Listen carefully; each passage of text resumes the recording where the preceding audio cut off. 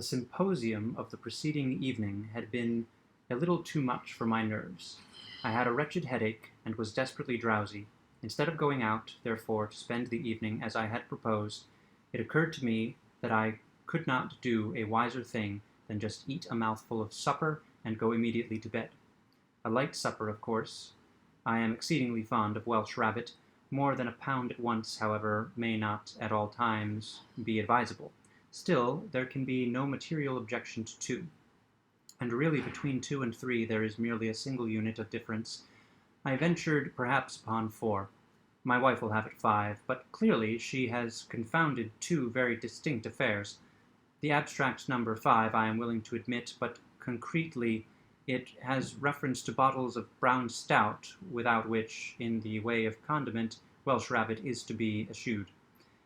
Having thus concluded a frugal meal and donned my nightcap, with the sincere hope of enjoying it till noon the next day, I placed my head upon the pillow, and, through the aid of a capital conscience, fell into a profound slumber forthwith. But when were the hopes of humanity fulfilled? I could not have completed my third snore, when there came a furious ringing at the street doorbell, and then an impatient thumping at the knocker, which awakened me at once. In a minute afterward, and while I was still rubbing my eyes, my wife thrust in my face a note from my old friend, Dr. Poniner. It ran thus: "Come to me, by all means, my dear good friend, as soon as you receive this. Come and help us to rejoice. At last, by long persevering diplomacy, I have gained the assent of the directors of the City Museum to my examination of the mummy. You know the one I mean. I have permission to unswathe it and open it, if desirable. A few friends only will be present. You, of course. The mummy is now at my house, and we shall begin to unroll it at 11 tonight. Yours ever, Poniner." By the time I had reached the Poniner, it struck me that I was as wide awake as a man need be. I leapt out of bed in an ecstasy, overthrowing all in my way, dressed myself with a rapidity truly marvelous, and set off at the top of my speed for the doctor's. There I found a very eager company assembled. They had been awaiting me with much impatience. The mummy was extended upon the dining table, and the moment I entered its examination was commenced. It was one of a pair brought several years previously by Captain Arthur Sabretash, a cousin of Poniner's, from a tomb near Elatheus, in the Libyan mountains, a considerable distance above Thebes on the Nile.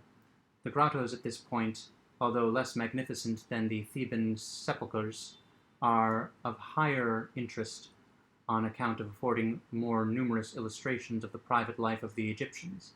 The chamber from which our specimen was taken was said to be very rich in such illustrations, the walls being completely covered with fresco paintings and bas-reliefs, while statues, vases, and mosaic work of rich patterns indicated the vast wealth of the deceased.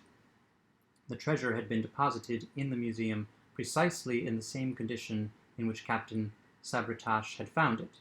That is to say, the coffin had not been disturbed. For 8 years it had thus stood, subject only externally to public inspection. We had now, therefore, the complete mummy at our disposal, and to those who are aware how very rarely the unransacked antique reaches our shores, it will be evident at once that we had great reason to congratulate ourselves upon our good fortune. Approaching the table, I saw on it a large box, or case, nearly 7 feet long and perhaps 3 feet wide, by 2 feet and a half deep. It was oblong, not coffin-shaped. The material was at first supposed to be the wood of the sycamore platanus, but upon cutting into it, we found it to be pasteboard, or more properly papier-mâché, composed of papyrus. It was thickly ornamented with paintings representing funeral scenes and other mournful subjects, interspersed among which, in every variety of position, were certain series of hieroglyphical characters intended, no doubt, for the name of the departed. By good luck, Mr. Gideon formed one of our party. He had no difficulty in translating the letters, which were simply phonetic and represented the word alla mistacchio. We had some difficulty in getting this case open without injury, but having at length accomplished the task, we came to a second coffin, shaped and very considerably less in size than the exterior one, but resembling it precisely in every other respect. The interval between the two was filled with resin, which had in some degree defaced the colors of the interior box. Upon opening this latter, which we did quite easily, we arrived at a third case, also coffin-shaped, and varying from the second one in no particular except that of its material, which was cedar, still emitted the peculiar and highly aromatic odor of that wood. Between the second and the third case there was no interval, the one fitting accurately within the other. Removing the third case, we discovered and took out the body itself. We had expected to find it, as usual, enveloped in frequent rolls or bandages of linen, but in place of these we found a sort of sheath made of papyrus and coated with a layer of plaster, thickly gilt and painted. The paintings represented subjects connected with the various supposed duties of the soul, and its presentation to different divinities, with numerous identical human figures intended, very probably as portraits of the persons embalmed.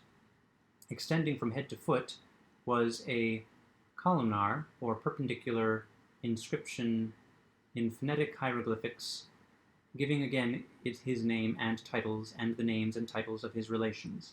Around the neck, thus unsheathed, was a collar of cylindrical glass beads, diverse in color, and so arranged as to form images of deities, of the scarabaeus, etc., with the winged globe. Around the small of the waist was a similar collar or belt. Stripping off the papyrus, we found the flesh in excellent preservation, with no perceptible odor. The color was reddish, the skin was hard, smooth, and glossy. The teeth and hair were in good condition. The eyes, it seemed, had been removed, and glass ones substituted, which were very beautiful and wonderfully lifelike, with the exception of somewhat too determined a stare. The fingers and the nails were brilliantly gilded. Mr. Glidden was of opinion, from the redness of the epidermis, that the embalmment had been effected altogether by asphaltum, but on scraping the surface with a steel instrument and throwing into the fire some of the powder thus obtained, the flavor of camphor and other sweet-scented gums became apparent. We searched the corpse very carefully for the usual openings through which the entrails are extracted, but, to our surprise, we could discover none. No member of the party was at that period aware that entire or unopened mummies are not unfrequently met. The brain it was customary to withdraw through the nose, the intestines through an incision in the side.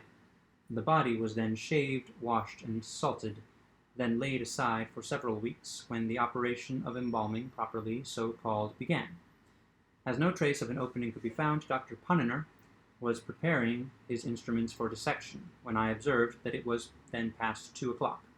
Hereupon it was agreed to postpone the internal examination until the next evening, and we were about to separate for the present, when someone suggested an experiment or two with the voltaic pile. The application of electricity to a mummy 3,000 or 4,000 years old, at the least, was an idea, if not very sage, still sufficiently original, and we all caught it at once.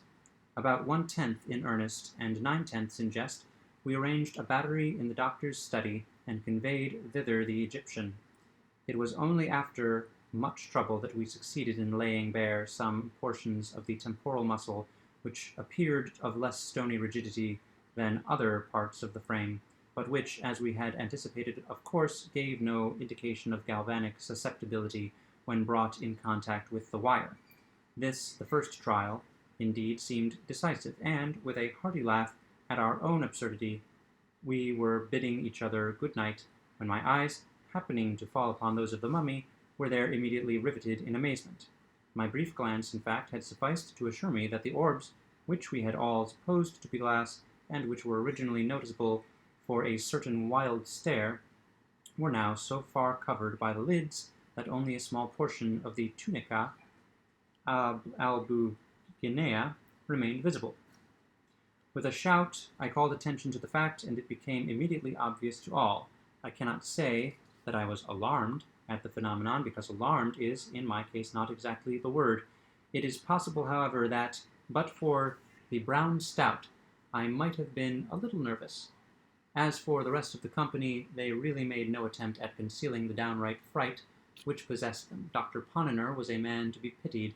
Mr. Glidden, by some peculiar process, rendered himself invisible. Mr. Silk Buckingham, I fancy, will scarcely be so bold as to deny that he made his way upon all fours under the table.